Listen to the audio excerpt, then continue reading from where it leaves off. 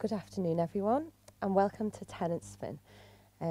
We'd also like to welcome our online viewers because we're streaming today, I think, live on Justin TV, which is slightly different from the place we normally stream. So when you go back to your desks today, it's justin.tv/tspin. We're very excited today to be having the third discussion on our Ways of Seeing series. For those of you that are new to us, Tenant Spin has been working with the Liverpool Biennial over the last 3 festivals, and in the build-up, we host a series of discussions like the one today to give us a bit of background leading up to the festival's September launch. So today we're delighted to welcome the Windows Project and Walton Youth Film Project. Just Walton Youth Project. First of all, though, I'd like to ask Franny Judge from the Biennial to tell us a little bit about why we're all here today. Well, hello everybody, thanks for coming and thanks for tuning in. We're here today to give the Liverpool Biennial a chance to talk about one of their online projects as part of their Learning and Inclusion programme, and to welcome, as Laura has just said, welcome Joe Standerline from Windows Project and Rachel here from Walton, the Youth Project, to talk about their involvement in a project called Interview, which is going to be, which is our online platform to document and talk about activity between community resource groups, as diverse as you like, and their activity based on some of our international 08 artists. Walton Youth Project are going to be focused, with Joe Standerline, are going to be focusing on the artist Khalil Rabah. So we'll be talking about some of his work later on in this broadcast, and the interesting sort of topic that this raises once we've viewed a film by Joe Standerline and Walton Youth Project, which I think we can show now.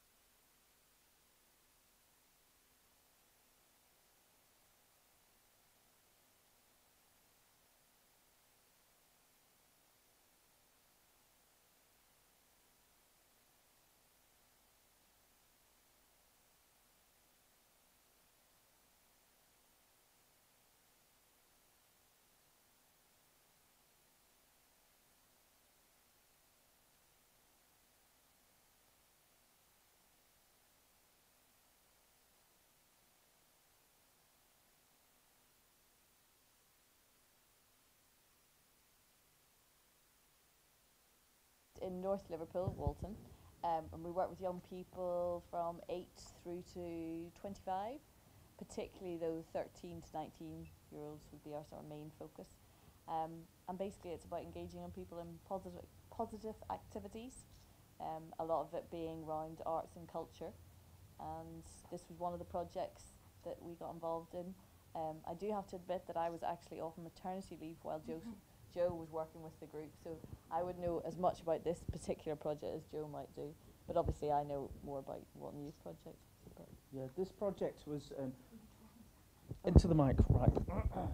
And that's the single song. This project, I'm from the Windows Project in this capacity, which is involved in placing professional writers into community and school venues to, inspire new writing among young people. So they asked me to come along, work with the Walton Project on local history. But rather than, sitting there musing and writing, we often work with poems and fiction. We thought we'd make a DVD, and I wasn't going to come in with anything other than some degree of knowledge on how to put a script together. And so we met with lots of different people from the community, loads of, massive age span from, how old's Annie? About 80, 90 down to, I think, 7 years old with the youngest participants. We decided we'd create originally a time capsule DVD. So when somebody finds it in how many number of years, it'll be a record of some of the history, but some of what this place is like now. Of course, these things alter because we had lots of meetings. We came up with lots of different ideas, and what you see here is a collaborative process.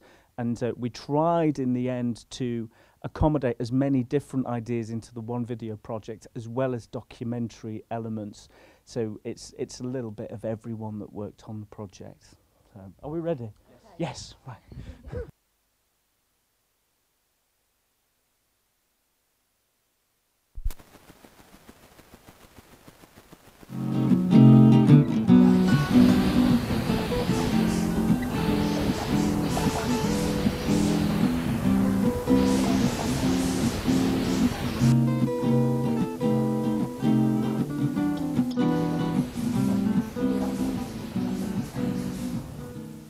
Taking part in this project, we've met some of the younger people in the area.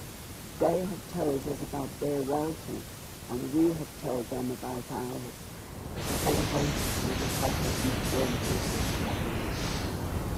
We wanted to share some of our memories. We also wanted to tell everybody about all the great things living in Walton today. So here it is.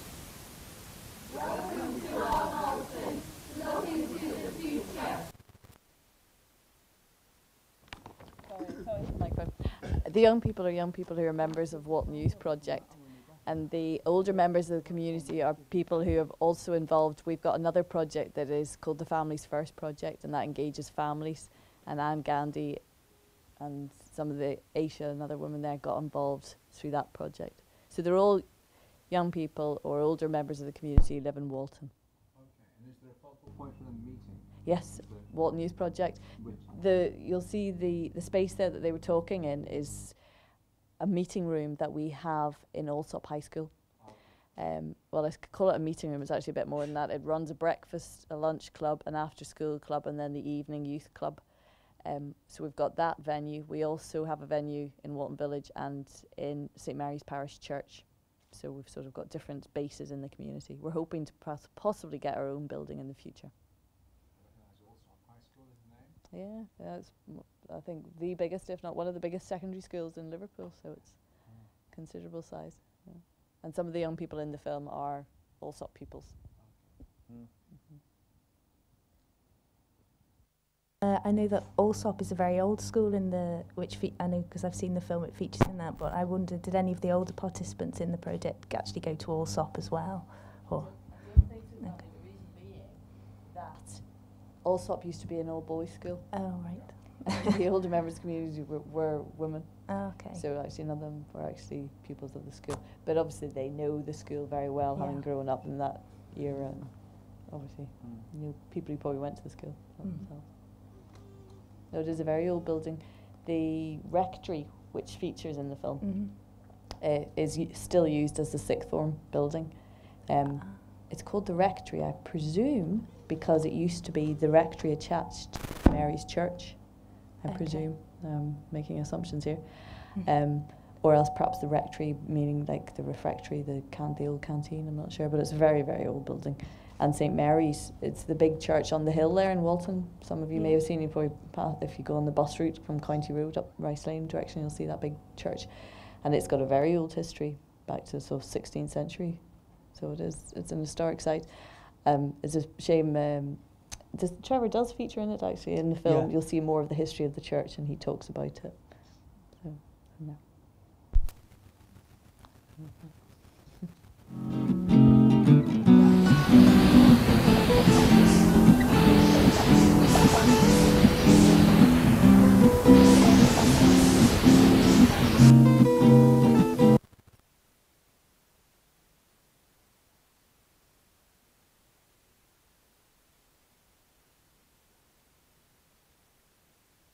I've been to the top of the tower in St Mary's Church. I would like to do it twice a day. The stairs are virtually like that. Yeah, we did it. We did a show. It was I think it was an anniversary. It was something. They had a wonderful display of actual writings and script from the 1600s and things like that. You know, it was a beautiful day. But it is a lovely church. I live 5 minutes from that. But I actually live in Bootle, one of the streets in Bootle, the other in Walton. It's handy if you haven't got a TV licence, you know, you just walk up to the end of the cops coming here. You know. But no, it's a beautiful church, and the area itself is coming on grace. It's sort of regenerating itself on County Road. I noticed, picked up the other day, all the shop fronts are beginning to appear as being a lovely, as if they all got together and said, let's have a go at this ourselves, you know. And the shop fronts are becoming modernised, and it's fitting it. It's nice. But it is a beautiful church. Yeah, and it has a real history. Can I ask, how did you all get involved with each other then? Was it, I mean, why Walton? I know, Lisa from the Windows, you might be able to help us out here, but I know that we have done work before in the past with the Windows project. All right. All sorts of, Joe was mentioning there about how Windows also use poetry and performance artists, and we've quite often, particularly during our holiday programme, so that would be when young people are off school. In the past, the Windows project have often come in with artists who will sort of engage the young people in writing days, singing days, poetry days, those kind of things. So I presume that's why we were just on a list of youth organisations, so that whenever the Windows wanted to do something like this, they approached us, I think. Was it did Windows start it then? Or? I think Because so. I didn't know whether you decided you were going to do a history project and then found someone to deliver, or who was the chicken? Who was the egg? Who knows? I don't know. I really don't know. I presume it was yourselves, actually. Okay. I presume it was yourself. But because we've worked with the Windows project before as well. Yeah, So. yeah. But I know that getting young people and older people involved in projects is one thing that we want to do more and more of, because obviously it helps, you know, generations get to know one another and helps relationships in the area. So I know that was something that we were looking for as well. Yeah. And it is hard to find a project that is going to interest such a wide variety of people, because you can't just, you know, just because one person's older or younger than another, it doesn't necessarily mean that, you know, they're going to be interested in one specific thing or something else. So, you know, creating a project like this, we found was the best solution and to have it led by all of the group members too. And I think most of the people in the DVD also helped technically to film the process, but there are a few people who were behind the scenes that didn't want to appear in it. So there are, you know, it's a way of involving a large number of people and giving them control of the project as well, because there's nothing worse than, you know, an artist like stepping in and telling everyone what they're going to do. Because if, you know, in the, you know, true sense of like creating a piece of art, it should really come from the people that are involved, rather than, you know, some facilitator telling them what we want. Sounds very similar to what Tennisman does, actually. We do, that's the kind of thing we do, only on a very long term, project by project basis. Yeah. Can I ask who kind of decided on the because it's quite, I've watched this film and it's got quite a lot of historical onus. Yeah. Who decided that it would be quite historical? Or was that the whole point, that it was a historical kind of reenactment of part of Walton's history, like the all sock teacher, or, you know, the monkey or whatever? Do you know what I mean? I'm trying to remember. Give a game away here. Yeah, And he dies in the end. Yeah. I think it was part of. I think it was part of my brief to involve history of the area before I started. Yeah. But I don't, it was probably decided again by the group before the projects began. That how much history and how we were going to do it, that was entirely up in the air.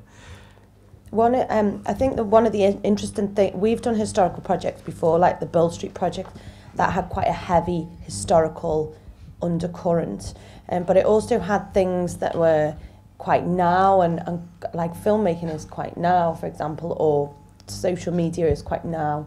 Yeah. YouTube and stuff. I think it's quite an interesting way of bringing together young and older people, because history is interesting to everybody. It just depends on the way that you explore that history. Of course, yeah. So obviously there are young actors in some of this who kind of act out some of the, hopefully we'll be able to watch it now, some of the kind of stories that emerged, and we found that with the Bowl Street project, a lot of stuff started to emerge the minute we started to dig even more, you know, and obviously it was a good way of you bringing both communities together. Yeah. Other than Allsop, did you have any other, were there partner organisations or? Allsop, St Mary's Church, because you'll see Trevor, the rector, features in it. I think that probably would have been most of our support partners. Okay. We involve other partners in other elements of our work, but in this particular project, that would have been it, really. It was interesting what you were saying there about history being something that brought the two communities together. And I think what the younger people enjoyed about it was that they were able to relate to the older people by realising that their lives weren't that different. You'll see one sequence where there's two little girls sitting on a step playing a game and chatting, and it's a reenactment of something that happened in one of the older women's lives, but it's something that those two girls do every day of the week now in their lives. So it's so different, is it? I think that was one of my favourite elements of this. I don't think this is going to give the game away much, but there are a few wartime memories on the part of Joan and Annie, who are the older women in the story. And then two of the younger girls, Stephanie and, I can't remember the other girl's name. They actually became Joan and Annie as girls. So that it was a little bit of role play as well, and people taking on, the younger ones actually playing the role of the older people in various points of history. So it kind of brought them together a little bit more like that as well. And I think those bits I enjoyed those bits, I think, the most, because there was just something a little bit magical about these girls becoming the older women, and to an extent the older women becoming girls when they're talking to us as well. That fantastic twinkle in their eyes as they're remembering stuff, and so much material that we didn't have time to put in, and so much inappropriate stories about the war for the adult DVD release. Are we Great, I think we might be ready. Yeah, let's give it another go. Yeah. Third time lucky.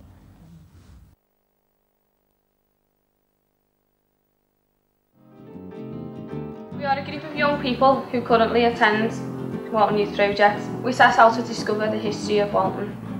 This journey has led us to discover some amazing facts. It's not just the places and buildings that leave us with powerful memories, the people and voices too. Here are some of the people that have inspired us.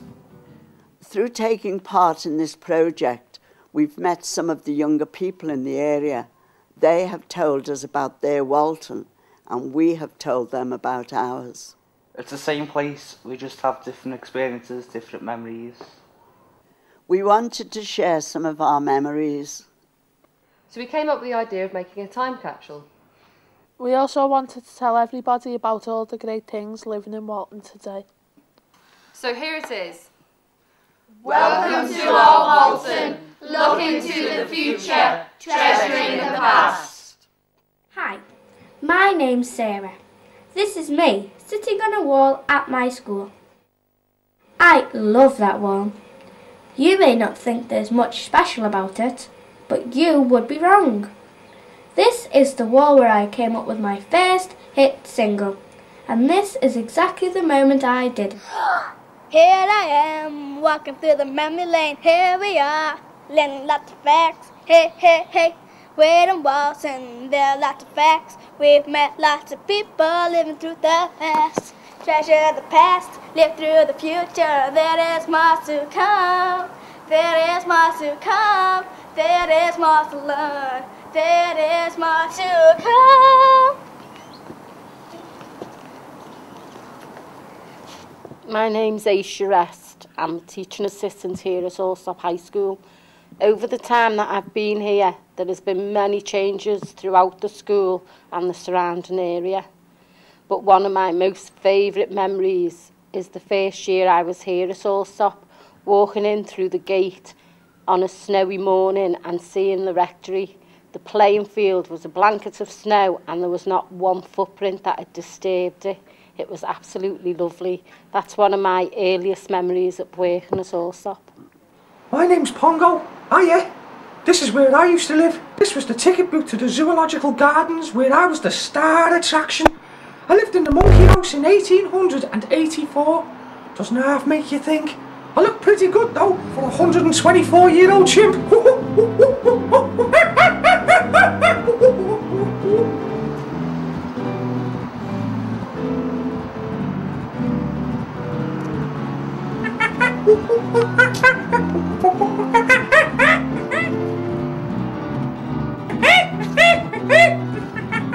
Hiya, my name's Anthony. This is my favourite place in the whole of Walton. And the reason it's my favourite place is because from the first time I went up the tower and seen that view, it just took my breath away. So let's go inside and see if we can talk to the rector and tell us more.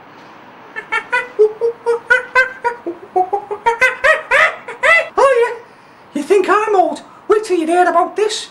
It was here, on the site of Walton Church, more than 1,000 years ago. I don't think there were any chimps around then. Shame though, would have been great to swing on.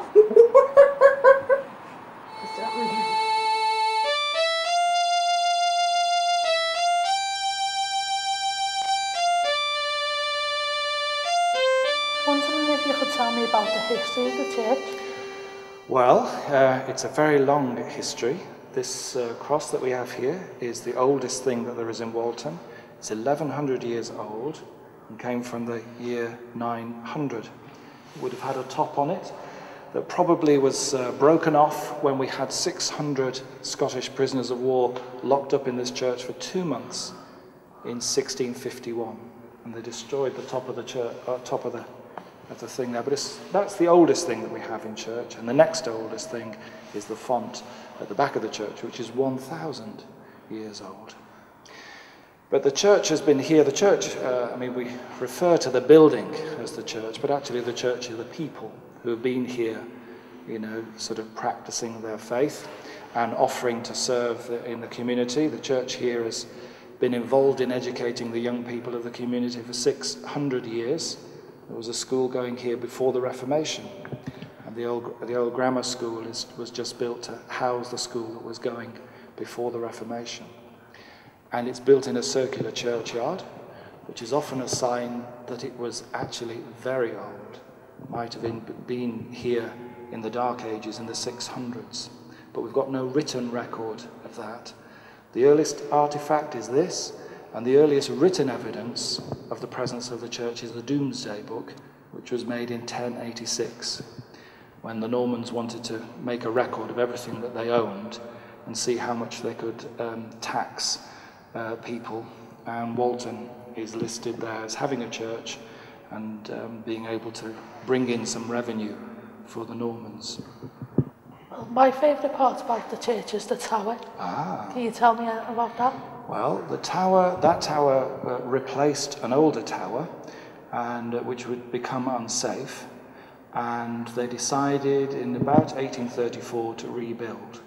And they rebuilt that tower. It looks very grand, and wonderfully the tower withstood the bombing in 1941 when the church was completely destroyed by landmines and incendiaries that landed on the roof of the church and burnt the whole place down. But fortunately the tower survived all that and was able to, when they were rebuilding the rest of the church, they were able to incorporate the tower into the new building. One thing I've always wondered is how many steps are in the tower? Well, once you get into the tower, up the wooden staircase, there are about 100 steps till you get to the roof, to the very top. Have you been up the tower? Yeah.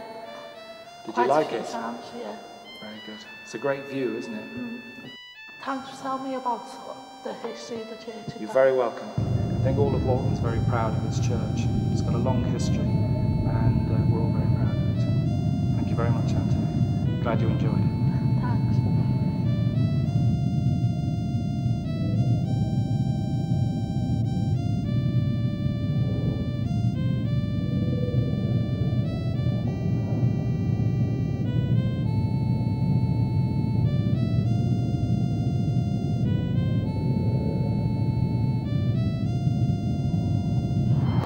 spectacular, isn't it?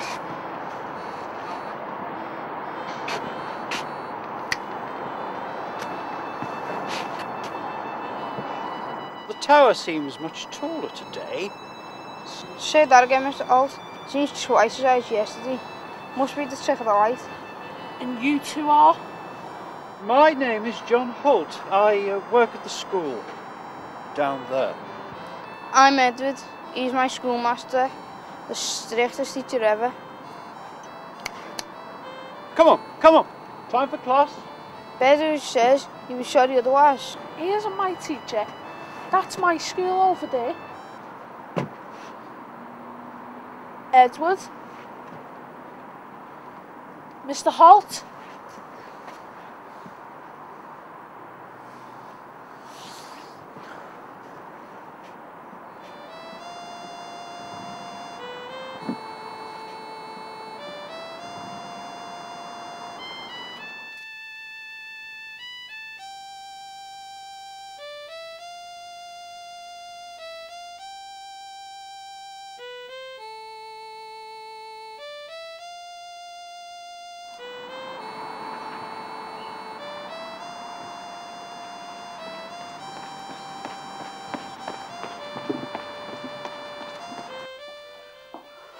You're late, boy.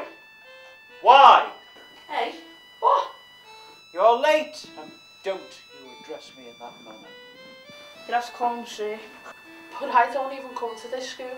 Sir? In fact, it's not even a school anymore. What? Look around. Does it look like a school to you two?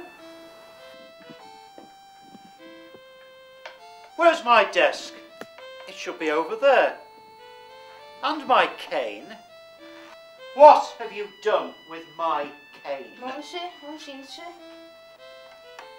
But it should be on my desk. But your desk isn't there anymore, is it? Did he give you the cane? Only when I serve it. I got one today. How about you? Well, my school gave up the cane years ago. What year do you think this is? Insolent boy. Tell him, Edward. 1764. That was 248 years ago. Nonsense! Don't you think it's changed a bit? Look out the window. It's 2008. You haven't been here for 400 years. What's going on today? Edward? Suppose you brought the chimp with you too. Mr. Holt?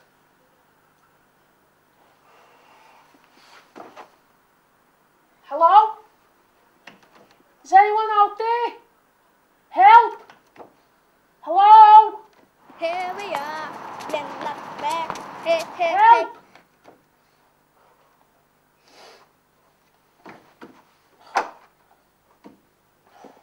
Help! Can you hear something? Help! Can't you hear something? Someone's shouting. I'm sure I can hear someone. Help! Help! Turn it off. Look, I told you, can't you hear them? Listen. Help! Hello? Are you alright? Oh, come on. They're gone. Here I am, walking through the memory lane. Here we are, learning lots of facts. Hey, hey, hey. We're in Walton, there are lots of facts. We met lots of people living in the past. Treasure the past, live through the future. There is more to come. There is more to come. There is more to learn. There is more to come. Well done, everyone. Okay, so who brought the pet monkey? What monkey? It's going to be horrible. There's going to be cherry bombs dropping everywhere. We'll all be sent to the country. It'll last 5 minutes. My dad says if we're still at war this time next year, you'll marry Vivian Lee. I bet your mum will have something to say about that. Who's Jerry anyway? He's the fella who makes the bombs. He's going to chuck them all over the place. That's why we've got the shelters. My dad says they're too small. He says we'll have to take our chances. He doesn't want to be squashed up with air from next door anyway. Mum says she's got one tonight. What's that? Maybe it pops out that there's like banks or something.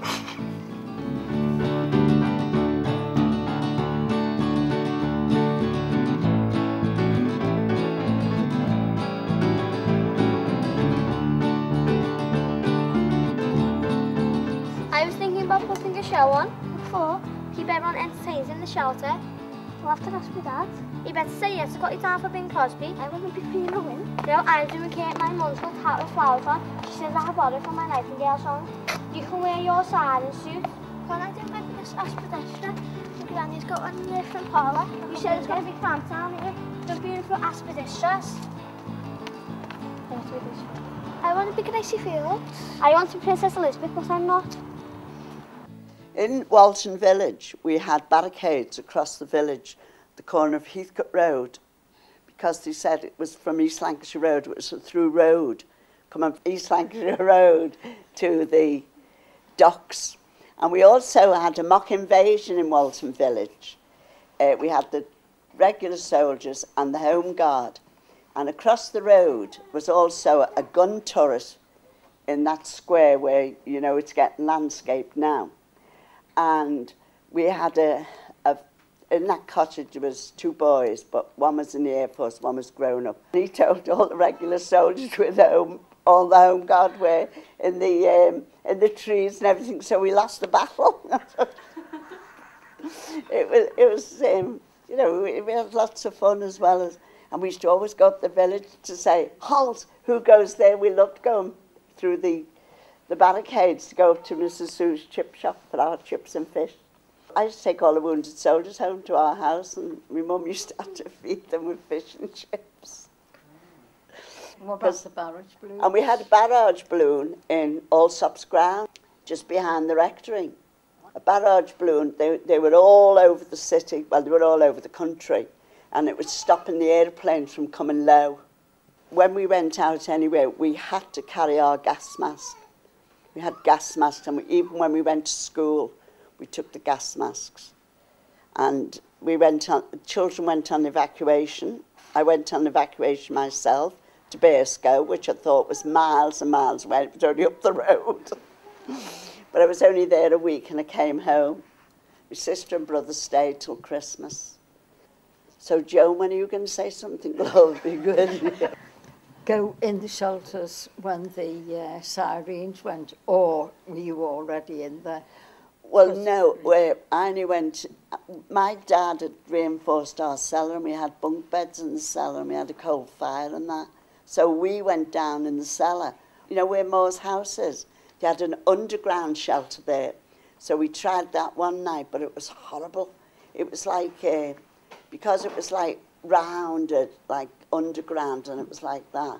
It was like, it packed, each side was narrow and the condensation was running down the walls, and so we came out, the ARP man said we couldn't go out.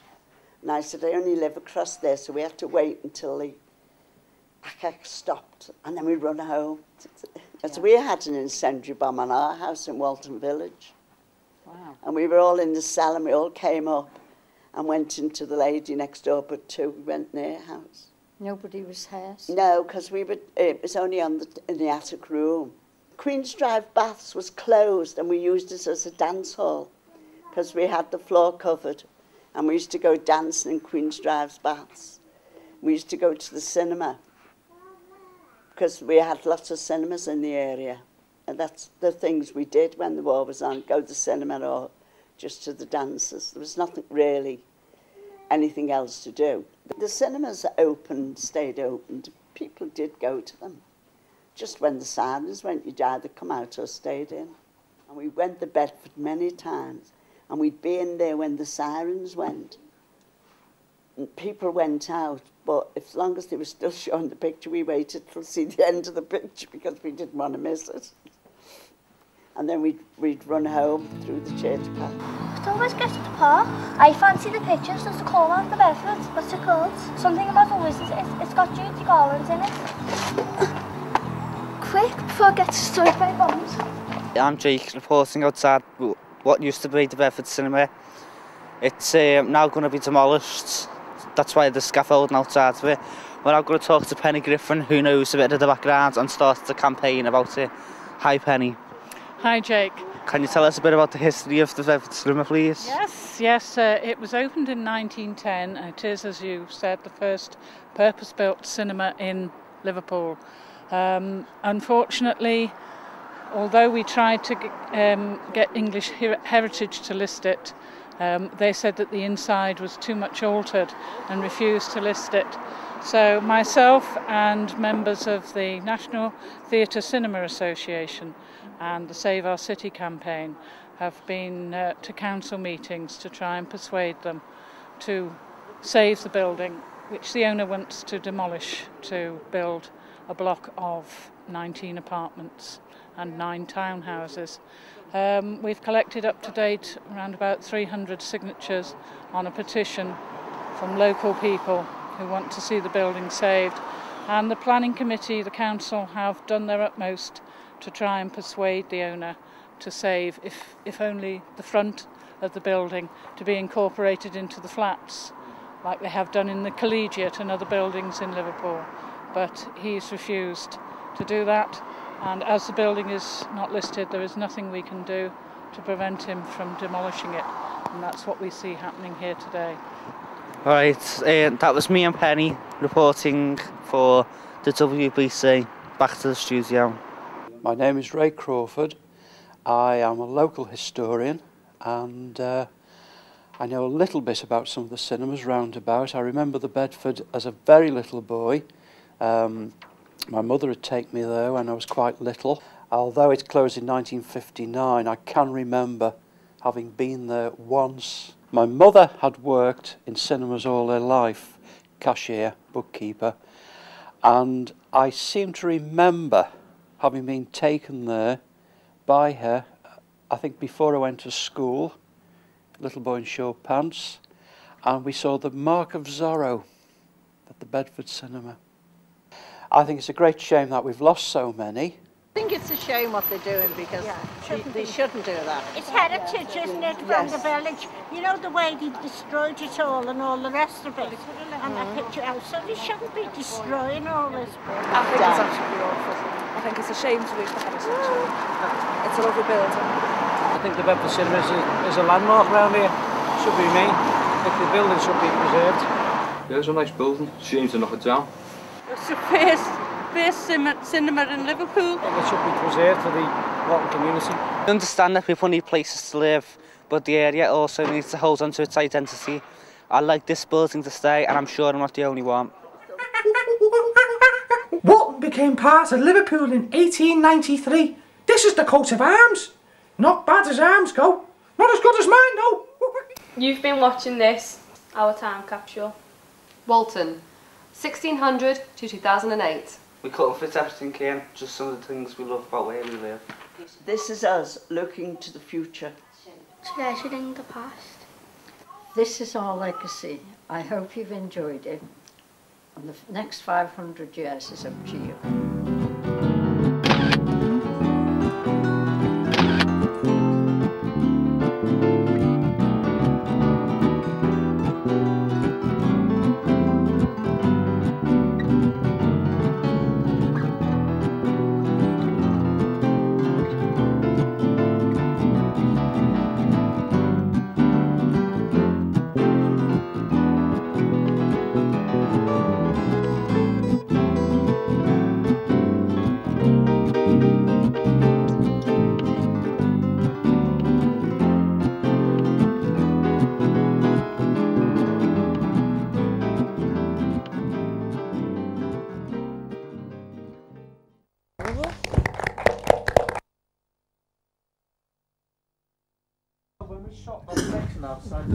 When we shot that section outside the Bedford Cinema, it was hours before they started to take it down, and so it was, you know, the day that we managed to get there and get the crew and get everyone together was just the last possible opportunity while that fascia was still existed, which is something we should have really got in there, but just to add a little bit of depth onto it. Yeah, sure.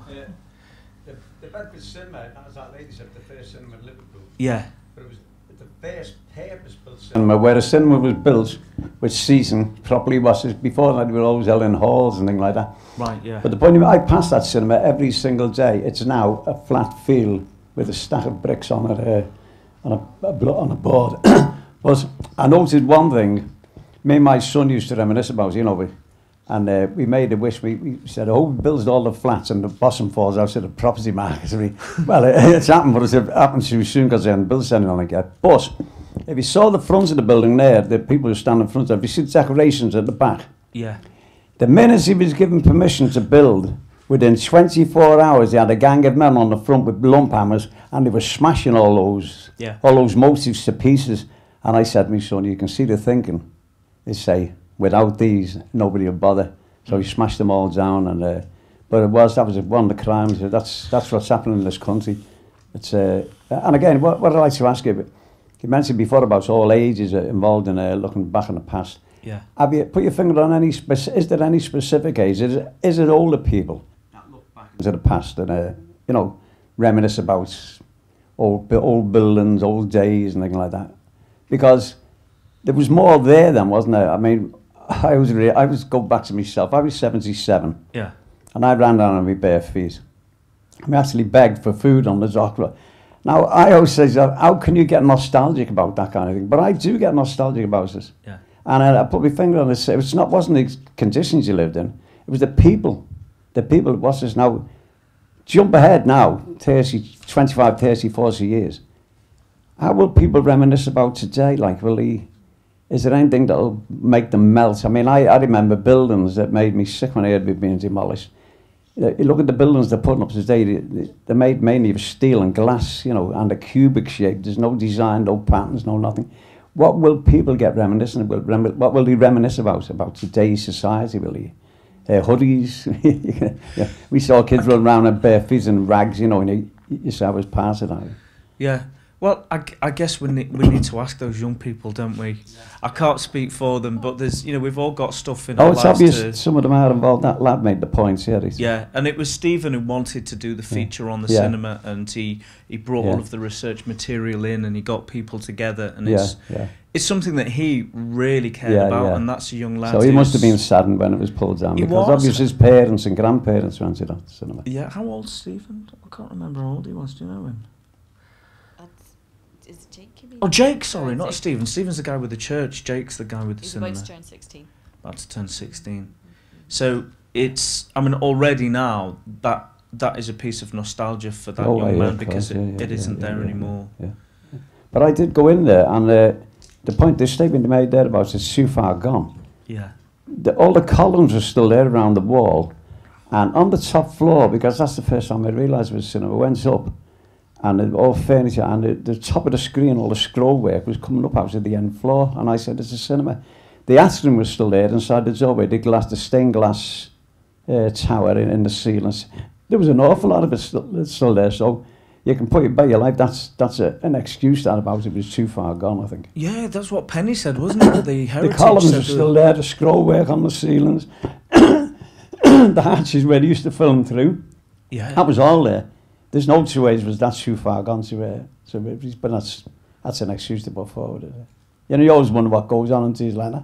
Does money pass hands as well? You know, we live in that kind of world today. But it was a sad occasion. Yeah, it was. Yeah. I think in that film there's some absolute gold dust in terms of historical references that are, you know, are from primary sources, so the people who actually knew that they existed and know the stories. And I think it just highlights how important it is to preserve those stories and to share those stories with younger generations. Like what you highlighted about Jake being now having that relationship to what was where the Bedford cinema was, he'd always remember that. Yeah. And I think though it's probably quite a sad memory for him, and he didn't have the opportunity to go there and see a film or go inside it and see what John's just described as sounds like a lot left. He's going to have those associations with it, and hopefully he'll be that generation to say, you know, what was there. Yeah. And I think that's another primary source of something really important. And also within the project itself, now that everyone that was involved, especially the younger members, I'll have something to reminisce about from the street club and from this community of people that they used to spend time with. Yeah. And they'll have a copy of this when they're 60 and on, so that. Do you reckon there'll be young kids then when they're 60 dressing up in the tracksuits and? That would be good. Yeah. Right, we'll get on it. It's a date. Yeah.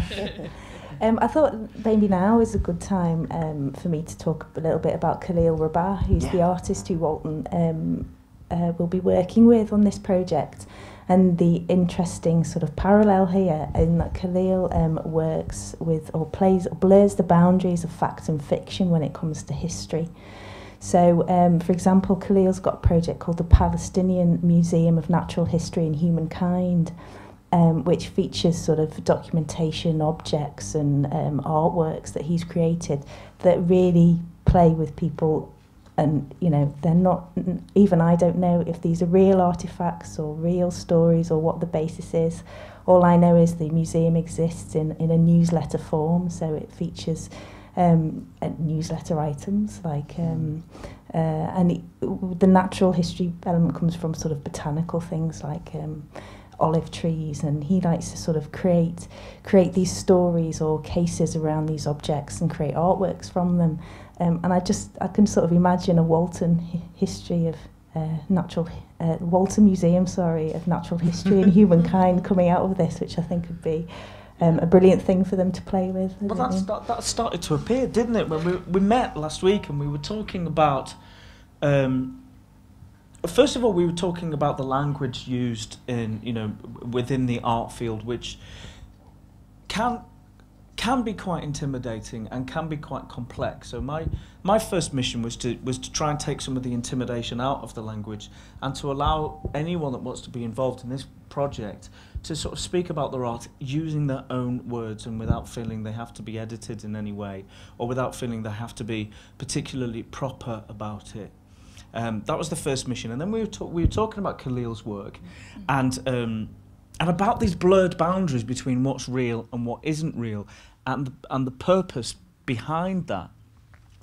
And then the idea came that we'd create our own Walton Museum or our own mini documentary using everyone's video technology on the mobile phones. So they'd choose an area where they live, quite similar to the process there, and they'd film it and they'd create an entirely fictional history of that particular place. Because we were also discussing with, Khalil's work, what he was trying to achieve in doing that. Because if you don't understand his culture or where he's from, it might be quite confusing. And you might think that he's kind of just playing games with you rather than actually trying to make perhaps a political statement about displacement, which I think what's interesting within the newsletter, it talks about the aim of the museum and whether that museum is fact or fiction. It still remains an aim, and that aim is to provoke curiosity and deepen understanding of natural and cultural worlds. And I think this still achieves that aim, even though we don't know if it's real or unreal. But I think, as you've just mentioned, the sort of the historical aspect that is there is still very important and the politics and very important in that belief or suspending that belief, isn't it? Yeah. And in a way, the Bedford has kind of passed into that realm now, because although it was a real place, and Jake will remember it, and John remembers it, and I don't remember it, but I know people who do. Yeah. As the years roll by, the Bedford will become a piece of urban myth and perhaps roll into a kind of Khalil place where, maybe a piece of the Bedford, a little brick from the Bedford is in this Walton Natural, Urban History Museum. Bedford will still exist because people will be looking at parts of Bedford would not realising it, because what's what happened, every brick that was, all the walls demolished, they were all taken into the centre of this field where he had men employed chipping these cements off, and they were put into neat stacks on pallets and they were sold off. Now those bricks will be people who have got, say, gardens, they want to look a garden from the past or something. They want them to fit in. They use those bricks. So people will be looking at those bricks. They won't know they're looking at the Bedford parts of the Bedford cinema. But actually, there was an awful lot on it that he could have recycled. All the sandstone, you know, people are buying them now, but they're very expensive to be made. And there's this television show called The Reclaimers on the television, and the fabulous people. They spend their lives going around the country. If a building's going to demolish, they step in, they take all these, they go to a lot of trouble, take the stones, refurbish them, and put them out and sell them on, you know. Yeah. And actually, I've seen about, it's got to be 7 years ago, a doctor in Liverpool, he built this place in his back garden, and it was fabulous. It was like a miniature Roman structure. But he said there's about 8 old buildings in Liverpool that demolished it all parts of that structure. So it's being retained in some ways, you know. But that's not a good idea about the bricks, because they have that look about them when you put them together. You could tell anybody they're 200 years old and that kind of thing. But that was it. So it is still there in a lot of shapes, a lot of forms. And by the way, just one point. I'm sorry about this. One woman mentioned about the ladder. This is where Liverpool started. I've seen it in print that Walton Hill is the original site of Liverpool. The first settlers settled in Walton on the Hill, and began to irrigate the area around us. Other people argue it was near the riverfront, so it has to be substantiated. It comes into that thing about the Jim Hayes between history and what people say what they want to say, you know. But it is a fact that I've seen that written. Walton on the Hill was the very first where Liverpool actually originated. If you people delve into it, you could go right into that and find it. I was wondering, what kind of project will you be doing together then with Khalil? Have you worked out exactly what you're going to do for the biennial yet?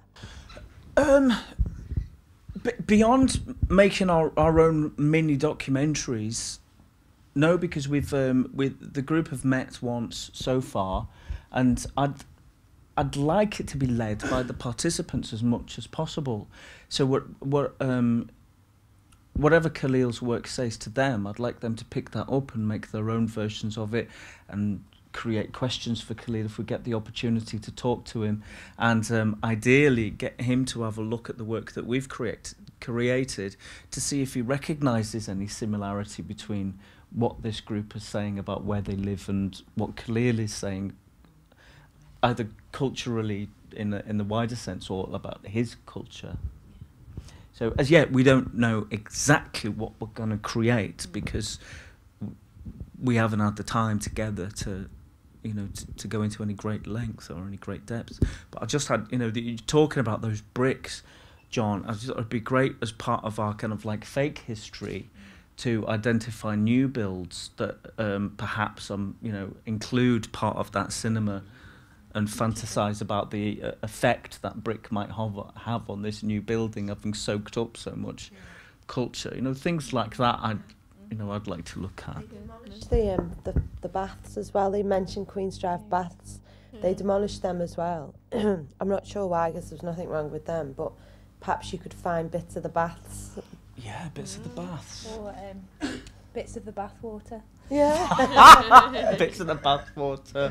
In the ponds. A lot of Liverpool's history is underground. I mean, I get saddened about when I go back to the house I lived in when the war started. You know, I know it's gone, it's been busted, and it doesn't look a bit like it. But I often look at the spot where the house was and said, it's all under there. It's all below that ground. The bricks are walked on, the walls are leaned on, the floors, because just after the war, when they did demolition, they just piled it all in. They mostly cellar houses, so they fill the cellars in with the top structure, whereas today they cart them away, sort of thing. So a lot of Liverpool's history, I've often thought of it as thousands and thousands of years now, when the digging will be saying, well, you have people like the Times saying, this was Church Street and this was number 61. You know, I'd love to see it. But I was quite sad when all my other places went, and Would anyone like to ask anything about Khalil or about Walton projects? Would you like to ask? Go back one point, Laura. The point about baths disappearing, what have you. It's when they started building the council houses when we had bathrooms, and so the reliability on that started to diminish, and the uses of them changed completely. So whereas I used to get bathed in a zinc bath, and I was always third of the three of us, so it was quite wet and cold. We actually had a bathroom so we could stay, or my sister used to stay all day in there, because you had hot water on tap and you didn't have to heat it. So that's what used to happen, and the baths, the requirement for them changed dramatically, which is quite interesting. Yeah, you would go there and, you know, kids would get sent there, all sorts of things. Yeah, yeah.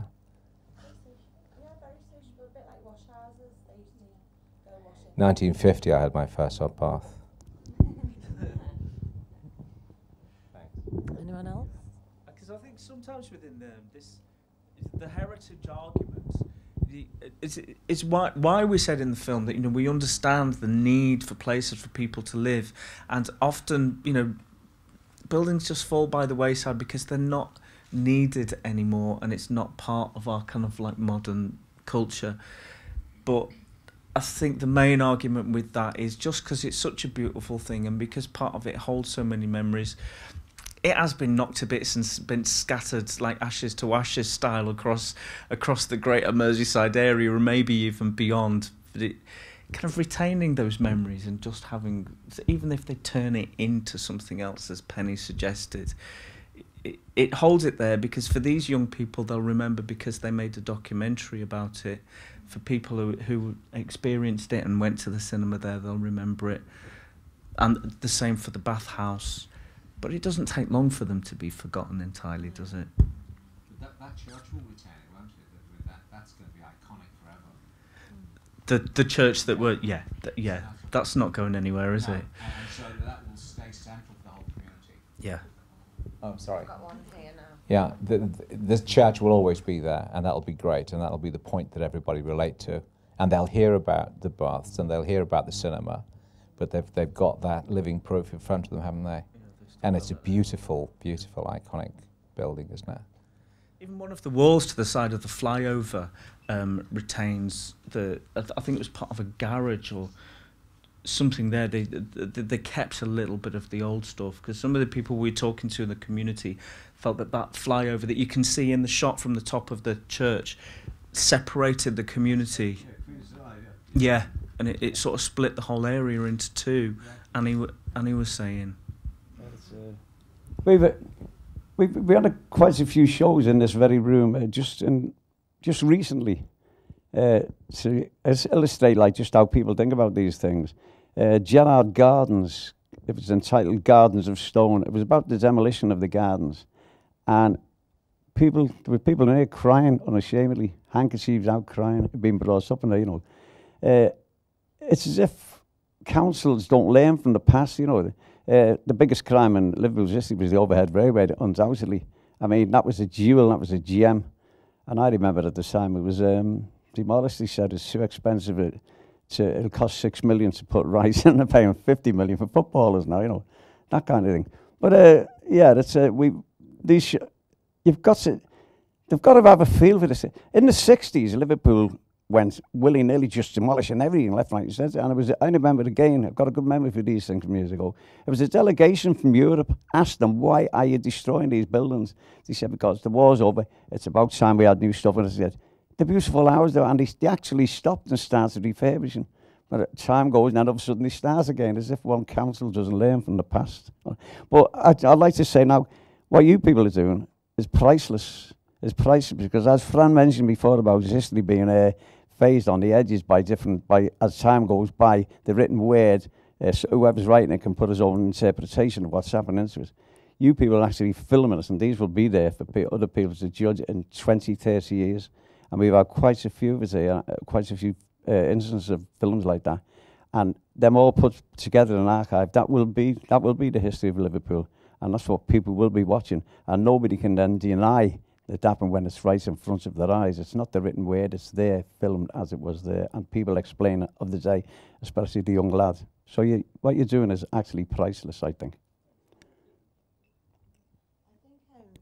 Something that's interesting about Khalil for me is that he's manipulating memory and the way that memory works as well. You know, history, like Franny was saying, people remember the Bedford Cinema, for example. History is about people and what's in people's minds. and what people remember, as well as what's been written down. And what's quite interesting about the Bedford cinema for me is that there are quite a few online spaces where the Bedford is still mentioned. Like there was a Save the Bedford Facebook group and things like that. Oh, they're still there. And I think it's still there.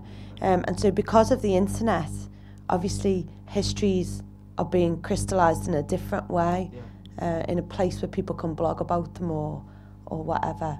And you know, that's what Tenantspin does that as well. We kind of blog about everything we do, and everything's on YouTube and everything's on Google Video. Would anyone like to say anything else, or kind of, we've got 5 minutes, just so you know. I think it's like an interesting contradiction, because you've got these new memories being made and proliferated by the internet, but at the same time it's happening so much quicker than it would have done normally without that technology. But they're being created, the myths that usually would take hundreds of years to be created, and they're happening over just like very short, you know, time spaces, and that I really like that idea. Yeah, thank you. Something that I'm struggling to get my head around with Khalil's work, because I'm still researching it, is the positive impact of applying fictional ideas onto fact and history. It's really quirky, interesting, inspiring idea, but you can also feel a bit misled by it, and sometimes you just feel like he's taking the mickey a little bit out of, you know, by just providing you with false information on something. This is something that we started to discuss as a group the other week, like the positive aspect of doing that and what that might be. I don't think he's trying to take the mickey out of... I'm sure he isn't, you know, but that's something that was considered. I think he's probably trying to point out how stories and artefacts are apprehended by society to take on another meaning. How that does happen, yeah. And it's almost... It is misleading, but I think it's highlighting the amount we have been misled, perhaps. Perhaps it is as political as that. It's a question of the other material that you do have, So to question our belief in what we've been told in the past as well, I think it's that sort of game he's playing. So it's not with us, if anything, it's highlighting this. And in the light of current kind of things like the internet and places where we will read about, say, the Bedford or about Walton or about Liverpool, and how we'll be like, okay, that's the truth then. You know? But actually, history's not the truth, is it? History was written by white, middle class, fat men. Old. Only joking. We've only got a few minutes left now, so I'd quite like to ask Franny, as a member of the Biennial, what will happen once the project once they've made their work? Where will it be displayed, exhibited? Sorry. All the activity which is generated during the workshops, for example, that Joe will be leading with Walton Youth Project, is going to be documented and sort of archived online. Right. So it's going to be a microsite actually from the Liverpool Biennial's main website.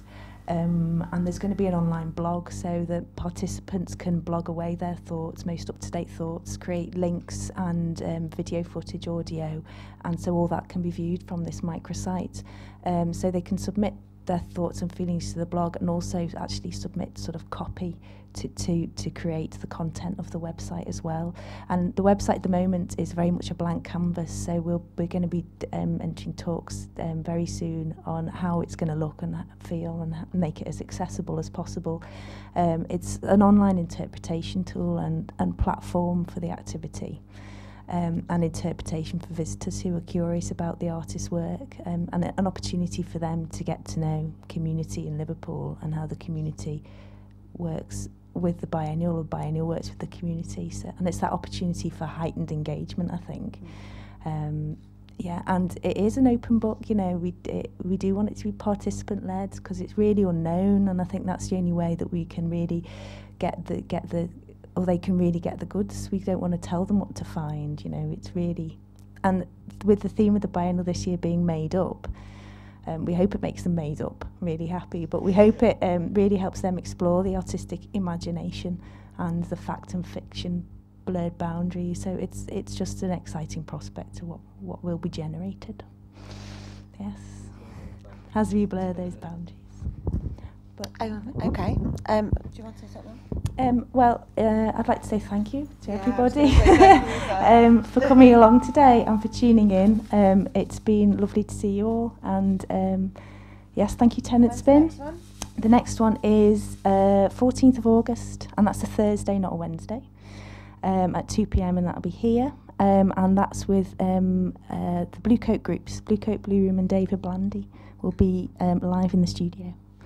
But thank you very much. And I want to say thanks to John for coming. He's not been very well, but you're looking great. Say that bit about getting off my sick bed. Okay, thanks very much. Thanks very much, everyone. Okay.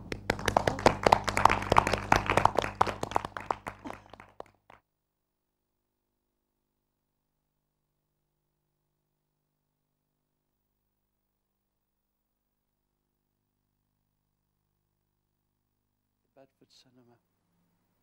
Are you unhappy that the Bedford Cinema is No, closing? no, Jake, wait a minute. We're going to do that. I'm good. Can I just borrow them, please? I'm sorry. I'm sorry. Yeah, Jake, you too. You did it too. Anthony, can you lift your head a bit? Can't see you. Oh. Action.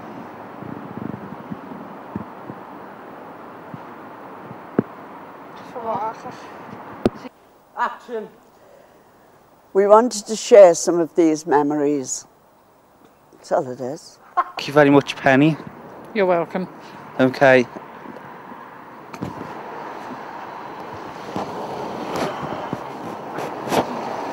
Back to the studio. Cameras rolling. Action. So here it is. Welcome to Bolton, looking to the future, treasuring the past. Someone down there started too early. Again, from The top. Francesca. Ready? Face up, Jake. Action. So here it is. Welcome to our Bolton, looking to the future, treasuring the past.